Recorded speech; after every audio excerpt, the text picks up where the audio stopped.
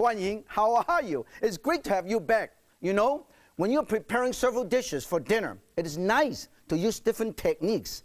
If all of your dishes require stir frying, you'll never get a rest. And you don't have to be extravagant. A writer once said, make food simple and let things taste of what they are. He is right. I believe in preparing meals that are authentic and easy. And today, we're going to make some authentic regional Chinese cuisine. But first, let's take a walk in Chinatown. The earliest immigrants to almost every Chinatown were mostly Cantonese or Toisanese from the southern province of Guangdong. But over the years, immigrants from other Chinese provinces have also arrived and brought their culinary traditions. On San Francisco's Kearny Street, I can find some traditional dishes from Western China at Ming's Hunan restaurant. Chef and owner Shanghai has a great recipe for the classic Hunan smoked pork, but he has adapted the technique to his restaurant kitchen. And put this makeshift smoker. And then this is already marinated. You put it right here. And then you cover the whole thing. You see the smoke comes out very fast. You cover this.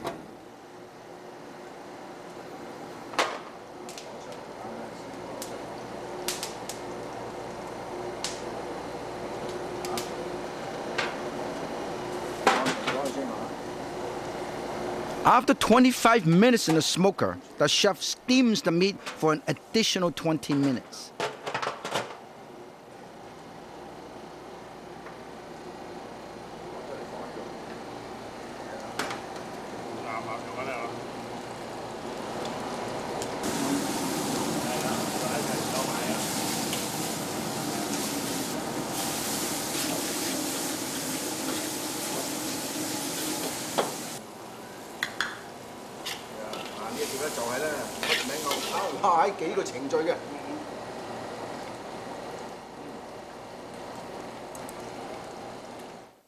Shanghai is the center of another regional cuisine that is making a name for itself in Chinatowns around the world. Old Shanghai was by far the most international of all Chinese cities. And the Shanghainese are very sophisticated when it comes to food. Here at the Shanghai Cuisine restaurant in New York, a bowl of soup with noodles and dumpling is a lot more than just a simple treat. Just watch. Line them all up like this. Spicy pressed tofu. Put it right in the middle.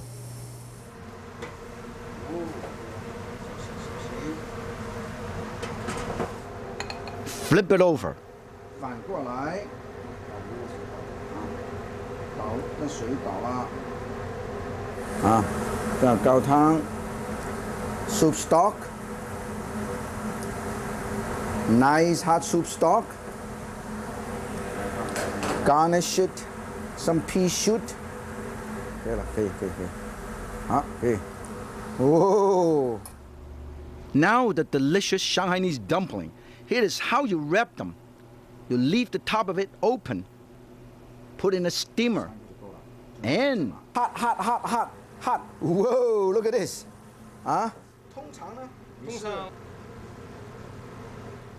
Chef Feng has over 40 years of experience in the kitchen. He's one of the masters of his wonderful regional cuisine. Jason, Josephine, here is to Old Shanghai in New York.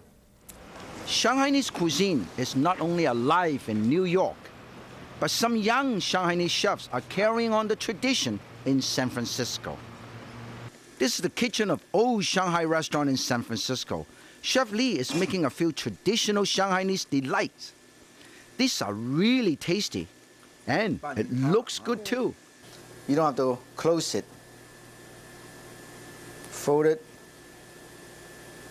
and just roll it up. You don't even have to seal it. You cut the bean curd this size, you deep fry the whole thing. When you open it up, it looks like this inside, see? Like a sponge. Outside it's golden brown, inside it's very like a little honeycomb. Wonton noodle soup is actually Cantonese, and this is its Shanghainese cousin with tofu puffs and a savory broth. Absolutely fabulous. Fish heads are delicacies in many Asian countries. Well, the fish tail is much sought after in Shanghai.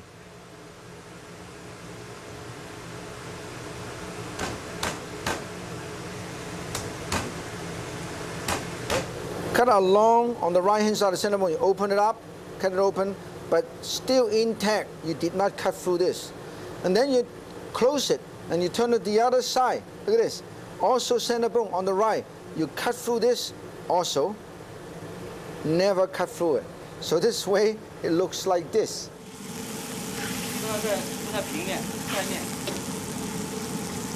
Pan fry and then braised in a rich, dark, savory sauce.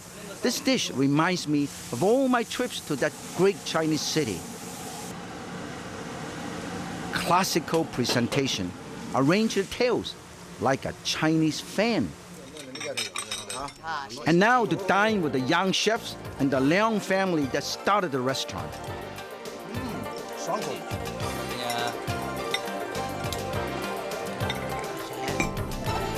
These are the best from Shanghai. And this is the best from old Shanghai.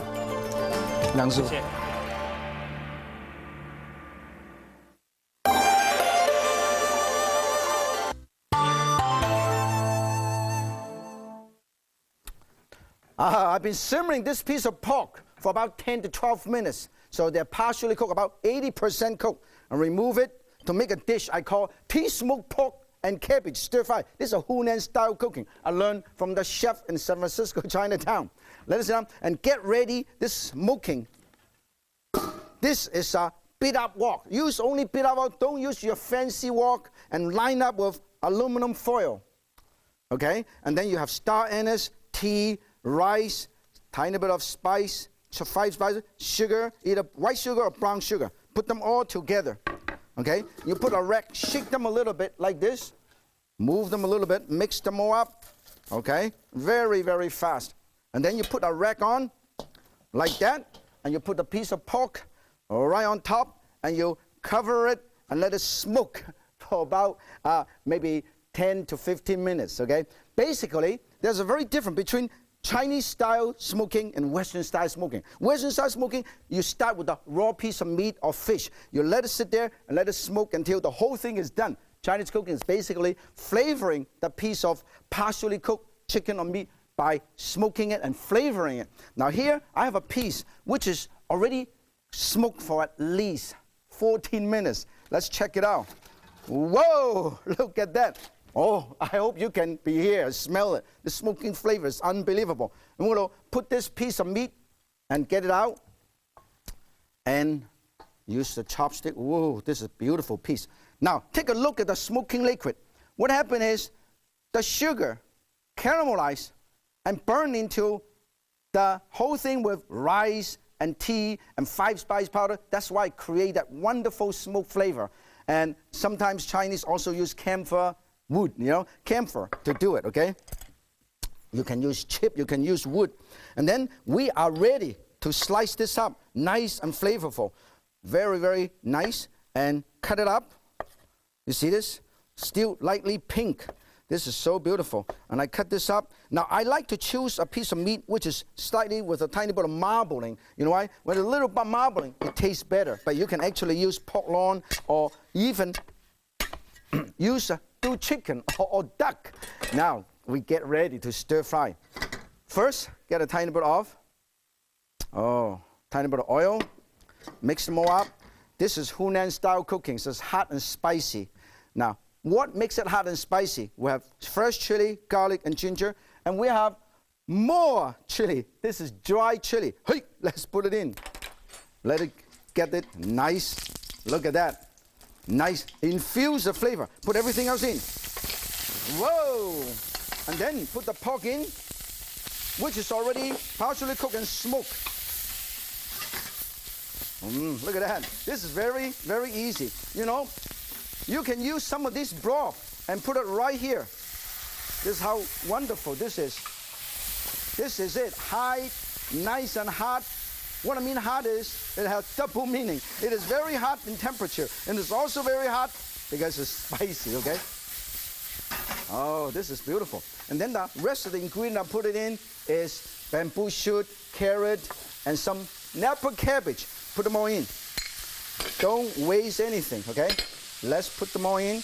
And in fact, I like to have some extra color by putting a couple extra pieces of carrot, okay? Here, I use this cookie cutter like this. You can buy them in Chinatown. And I push it in, I push it in, and I push it in different design. I push it one out, it looks like this. And I push another one out, it looks like this. Both of these you can use. They're beautifully designed. Put it right in here. Oh, this is beautiful. Very easy to do. Now, finally, we're going to add some extra broth and soy sauce, dark soy, so nice and rich color. And then, of course, hey, Hunan style dish, more chili. This is mild lip, this is chili garlic sauce. This is a hot lip, hey, no lips. Okay, now finally, you stir this and get everything ready, and you are ready to serve, okay? Put it right over here, thicken this up a little bit. Right in the middle. Always remember, put it right in the middle where the boiling liquid is. When you thicken a dish, stir. You can see the consistency. It thickens instantly. Look at that. It becomes a sauce. And then you transfer this, and you transfer this. This is so colorful. I guarantee you, you love it. It is spicy, it is delicious, and also it is smoky. So good. Tea smoked pork and cabbage stir fry.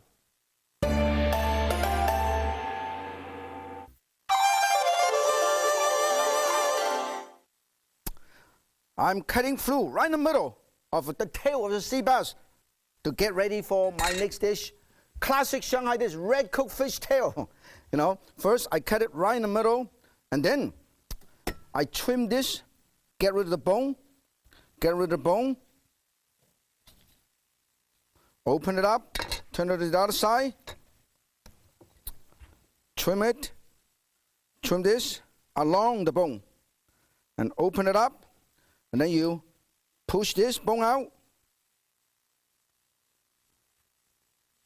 Okay, don't throw this away. Make sure you put in stock pot to make fish stock. In the meantime, it come out like a little fan like this. Look at this. Nice fan on both sides.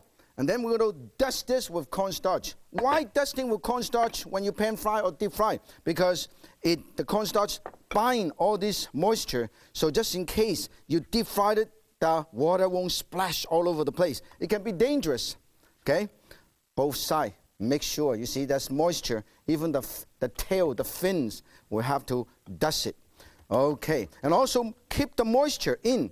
That means it is more moist and more tasty. And then pan fried in hot wok. Oh, look at this. Pan fry this. You know, you can also shallow fry. You can also deep fry. Make sure it's nice and hot. Now, you ask, that one of the most famous Shanghai cooking technique is red cooking. What is red cooking? Why do they call it red? Because when the whole dish is done, the color of the sauce, the braising sauce is nice and rich golden brown. It's almost reddish brown. That's the reason why they call red cooking. Okay, this shouldn't take too long to cook. And then put a tiny bit of ginger, a tiny bit of green onion, braise it. So get the flavor, full flavor out, okay? Move it. Nice and golden brown. And then you use two of these spatula, and you hold on to this, and you go, look at this. And then, now, the next step is add all the flavoring. Wine, whoa, Shaoxing wine, Jinjiang vinegar, dark or use balsamic vinegar. And then lots of sugar. That's what makes it that nice golden brown rich color is sugar. And then of course some broth. And then of course dash of salt, not much. Then dark soy and light soy. Look at the difference in color. Look at this. Look at the color. And then you cover this up and let it braise for approximately 12 to 14 minutes, okay? Now, while I'm letting it braise, let me quickly show you how the Shanghai chef cut the fish, okay? You start with the middle. You go like that, cut through the bone, open it up, and you turn it to the other side. A quarter, cut it here, another quarter, cut it here, and you open them all up. This is how the Shanghai chef does the fan tail. Look at that. This is how they do it, Shanghai style, okay? In the meantime, I think I have done one almost ready, so we're going to see whether we can serve it, okay? Here, look at this. This one is nice and bubbling. It is nice and rich. I think it's ready to be served. We'll take it over here, okay? Plates this and slice the whole thing. Make sure it moves. Slice the whole thing right over here. Look at this. Very nice. Slice the whole thing over here. Look at how beautiful this is. When this is all nice and ready, make sure they don't spill over. And then we'll put it over here. You know what I want to do? I want to garnish it with a tiny bit of these like a fin. Now this is what it is. Classic Shanghai style red cooked fish tail.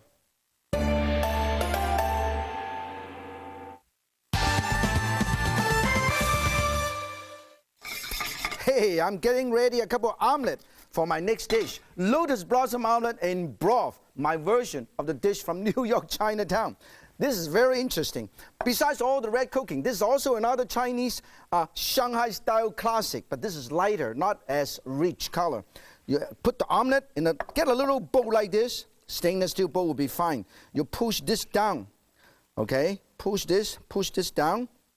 And then in the very, very middle, put a little mushroom already garnished and already carved out like this. Already cut, put it right in the middle like this. And then you build it in. You have some shredded pressed bean curd, mushroom, carrot, ham, chicken, shredded chicken, a lot of shredded chicken. I love chicken, okay? And I'm a little bit more, build it out in the middle, and then build this more. Continue to build, okay? Continue to build. Put them all together, and then more mushroom on both sides. Fill it up, because the bottom, you can put anything in you want. Put them all together like this. More chicken, more ham, more carrot, okay? More mushroom. Just fill it up. The most important thing is the edge on the top. That has to look nice. The bottom doesn't have to. And then just fill it up like this. More, the better. Okay? All kind. The classic Shanghai dish, the version they have is don't have the omelet. And then you cover this up with this. We cut this a little bit. You see? Very simple. Cut this.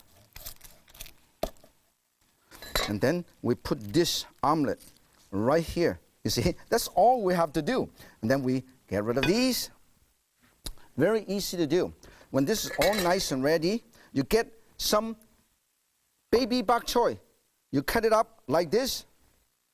Cut a little piece. Cut a little baby bok choy like that. And you water blanch it, okay? Water blanch this, and you have a whole bunch of these leaves like this. You can use spinach. You see, I also have some spinach here too. Spinach is okay, okay? The chef actually used spinach, but I love baby bok choy. Now, you put this, line them all up like this. You build it up. Okay. You put them other piece. Look how beautiful this is.